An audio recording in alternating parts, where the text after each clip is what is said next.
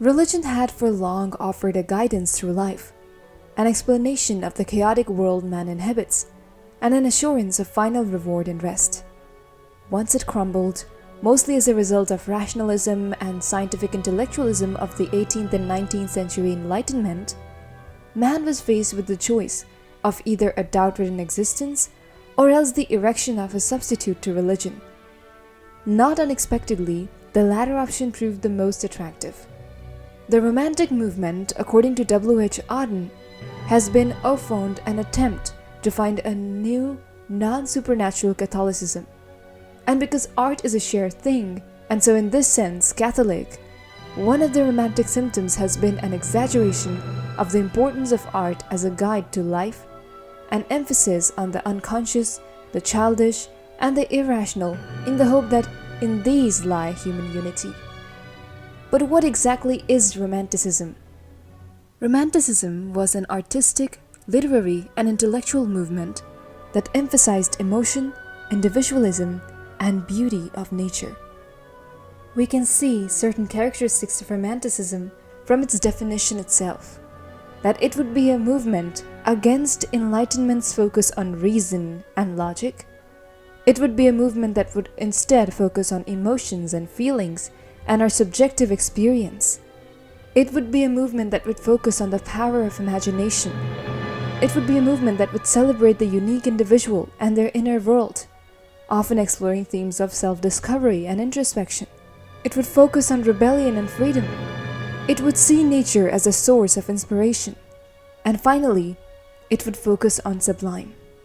So you can see that the Romantics would have the same features as pre-Romanticism, just that they would be more heightened in their zeal for freedom, experimentation, and rebellion. They would completely shut down the neoclassics rather than coexisting with them like the pre-Romantics did. You can find my lecture on the pre-Romantics here. The Romantic movement would start in the 1790s, specifically in 1798 with the publication of lyrical ballads by William Wordsworth and Samuel Taylor Coleridge. And it would last till 1837. English Romanticism was not an isolated phenomena. It may be noted that this spirit of romance and liberalism was in the air in the whole of Western Europe, and had its brilliant expressions in Romantic literatures of Germany and France too. This 19th century Romanticism has been also called the Romantic Revival. It is indeed a revival of an insistent spirit that had existed in the past. The supreme Romantic movement in English literature was the Renaissance, which had its richest flavoring in the literature of the Elizabethan age. The Romantic Revival had begun with a revolt against neoclassicism, and the architect of future became Jean-Jacques Rousseau. His ideas electrified Europe, and they served as the basis of the Romantic movement. I talk more about Jean-Jacques Rousseau in my lecture on sentimentalism, which you can find here. The major writers of this period would be put into two different categories. Early Romantics, or the first generation Romantics that would be writing between 1790s to 1810s. They would also be called the Lake Poets because they lived in the Lake District of England. The later generation would be called the Late Romantics, or the second generation Romantics that would be writing between 1810s to 1830s. The early Romantics would include William Wordsworth, Samuel Taylor Coleridge, and William Blake. The later Romantics would include Percy Bysshe Shelley, John Keats, and Lord Byron. The early Romantics laid stress on the dignity of the peasant class. They took the stand upon emotions that are common to all, and sought to idealize them in their poetry. They may have run counter to orthodox habits of language and style, but they were in moral harmony with the majority of the people. The second generation, on the contrary, set up conflict between the artist and his surroundings. Hence, Romanticism became a literature of social conflict. The early Romantics focused on nature, emotion, childhood innocence, and spirituality, whereas the later Romantics focused on rebellion, revolution, mortality, and idealism. So you can tell that the early Romantics were finding truth in nature and ordinary life. They saw nature as healing, as a spiritual force, whereas the later Romantics were challenging social norms and demanding freedom and artistic exploration.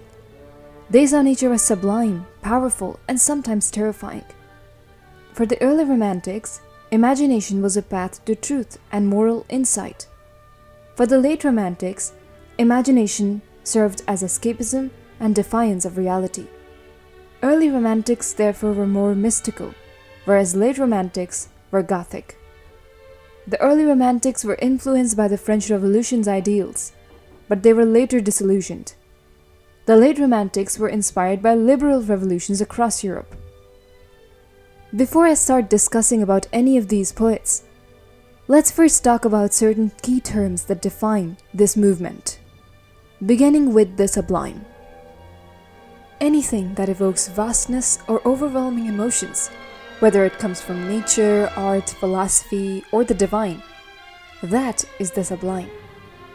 It's a mix of fear and admiration. For example, imagine you're standing on the deck of a ship during a raging storm. Towering waves crash around you. The sky is dark with thunder, and the sheer force of nature makes you feel insignificant. When you look at something and you feel that it's beautiful, but it's also terrifying, that is the sublime. Sublime is a little different than natural sublime. Because as I told you, sublime is anything that will evoke this feeling of beautiful and terrifying. Whether it's coming from nature, art, philosophy, or divine, that is sublime. But if we are specifically looking at sublime experiences in nature, that is the natural sublime, where nature's grandeur evokes fear, admiration, and a feeling of personal insignificance. To demonstrate what exactly it is, we will now look at an extract. So I'm going to play an extract called The Boat Stealing Episode from the Book 1 of Prelude by Wordsworth. This is quite popular in the canon, so it's important to know it. One summer evening, led by her, I found a little boat tied to a willow tree within a rocky cove, its usual home. Straight I unloosed her chain and, stepping in, pushed from the shore. It was an act of stealth, untroubled pleasure, nor without the voice of mountain echoes did my boat move on, leaving behind her still, on either side, small circles glittering idly in the moon, until they melted all into one track of sparkling light. But now, like one who rose, proud of his skill, to reach a chosen point with an unswerving line, I fixed my view upon the summit of a craggy ridge, the horizon's utmost boundary. Far above was nothing but the stars and the grey sky. She was an elfin pinnace. Lustily, I dipped my oars into the silent lake, and, as I rose upon the stroke, my boat went heaving through the water like a swan. When, from behind that craggy steep till then the horizon's bound, a huge peak, black and huge, as if with voluntary power instinct, upreared its head, I struck and struck again, and growing still in stature, the grim shape towered up between me and the stars, and still, for so it seemed, with purpose of its own, and measured motion like a living thing, strode after me. With trembling oars I turned, and through the silent water stole my way back to the covert of the willow tree. So to summarize what happened in this entire extract, one summer night, a boy stealthily took a boat and rowed across the lake, feeling both exhilaration and unease, because as he moved forward, a massive mountain peak seemed to rise and pursue him like a living being, filling him with fear. Terrified, he turned back and returned the stolen boat. The experience left him deeply unsettled, awakening a mysterious sense of the unknown, because for the first time in his life, he had felt that there were forms of existence that he had known nothing about. This feeling that Wordsworth felt when he looked at the grand mountain, of admiration as well as fear, this is the natural sublime. Now that we have discussed sublime and natural sublime, let's move on to transcendental sublime. Unlike the natural sublime, the transcendental sublime occurs when the mind contemplates infinity, absolute truth, or the limits of human understanding.